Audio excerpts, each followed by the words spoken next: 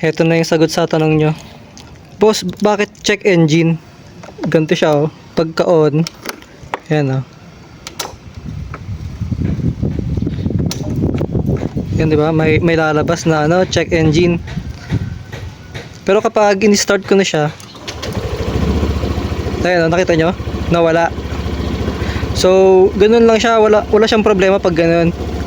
Bali, ang meaning lang nun ay nagbukas ka na nag-start ka na pero hindi mo pa siya na push start. Yun, kapag na-push start mo na, wala na yung check engine. 'Di ba? Wala namang issue pag ganun. So, yun lang. Sana nasagot na yung tanong nyo. Yan na rin, check engine. Tapos push start ko. Nawala.